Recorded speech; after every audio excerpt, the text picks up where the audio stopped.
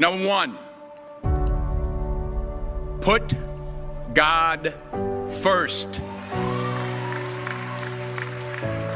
Put God first in everything you do. Everything that you think you see in me, everything that I've accomplished, everything that you think I have, and I have a few things, everything that I have is by the grace of God. Understand that. It's a gift. 40 years ago, March 27th, 1975, it was 40 years ago, just this past March, I was flunking out of college. I had a 1.7 grade point average. I hope none of you can relate. I had a 1.7 grade point average. I was sitting in my mother's beauty shop. They still call it beauty shops now? What they call it now? Yeah, I was sitting in the beauty parlor. I was sitting in my mother's beauty parlor, and I'm looking in the mirror, and I see behind me this woman under the dryer. And every time she looked up, every time I looked up, she was looking at me, just looking me in the eye. And I didn't know who she was, and I said, she said, somebody give me a pen, give me a pencil, I have a prophecy. March 27, 1975, she said, boy, you are going to travel the world and speak to millions of people. Now, mind you, I was flunked out of college. I'm thinking about joining the Army. I didn't know what I was going to do, and she's telling me I'm going to travel the world and speak to millions of people. Well, I have traveled the world, and I have spoke to millions of people. But that's not the most important thing, the success that I had. The most important thing is that what she taught me and what she told me that day has stayed with me since. I've been protected. I've been directed. I've been corrected. I've kept God in my life, and it's kept me humble. I didn't always stick with him, but he always stuck with me. So stick with him in everything you do. If you think you want to do what you think I've done, then do what I've done and stick with God. Number two, fail big. That's right. Fail big. Today's the beginning of the rest of your life, and it can be very frightening. It's a new world out there. It's a mean world out there, and you only live once. So do what you feel passionate about. Take chances professionally. Don't be afraid to fail. There's an old IQ test, was 9 dots, and you had to draw 5 lines with a pencil within these 9 dots without lifting the pencil. The only way to do it was to go outside the box. So don't be afraid to go outside the box. Don't be afraid to think outside the box. Don't be afraid to fail big, to dream big. But remember, dreams without goals are just dreams, and they ultimately fuel disappointment. So have dreams, but have goals. Life goals, yearly goals, monthly goals, daily goals. I try to give myself a goal every day. Sometimes it's just to not curse somebody out. Simple goals, but have goals. And understand that to achieve these goals, you must apply discipline and consistency. In order to achieve your goals, you must apply discipline, which you have already done, and consistency every day, not just on Tuesday and miss a few days.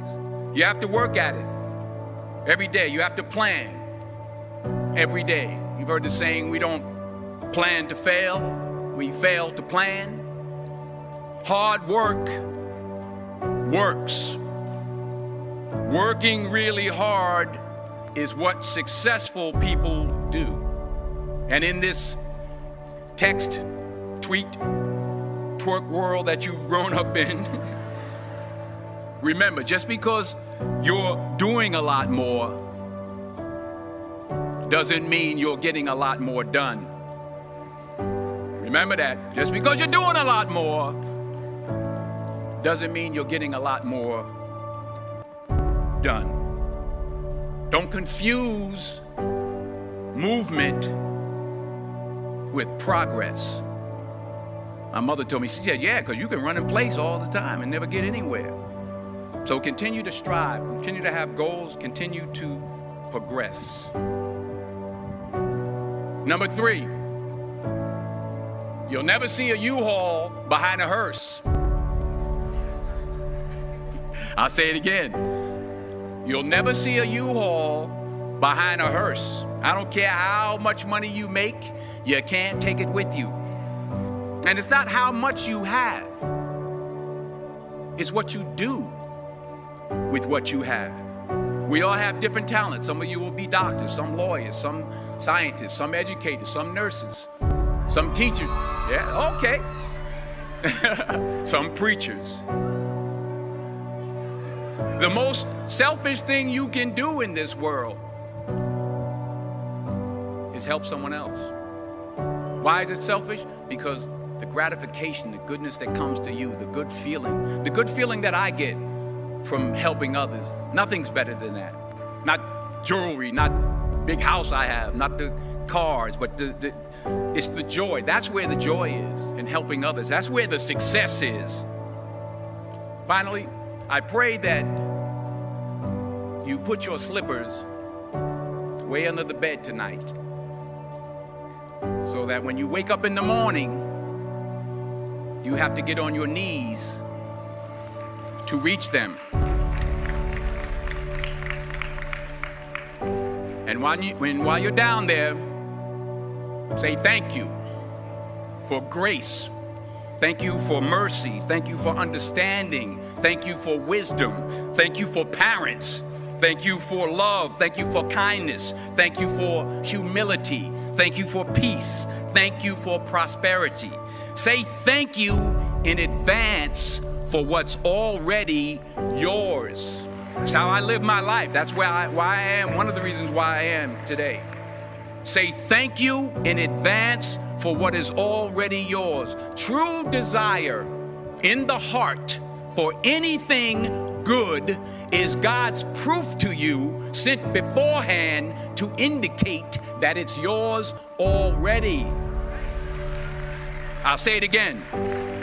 True desire in the heart, that itch that you have, whatever it is you want to do, that thing that you want to do to help others and to grow and to make money, that desire, that itch, that's God's proof to you, sent beforehand already to indicate that it's yours. And anything you want good, you can have. So claim it. Work hard to get it. When you get it, reach back. Pull someone else up. Each one, teach one. Don't just aspire to make a living. Aspire to make a difference.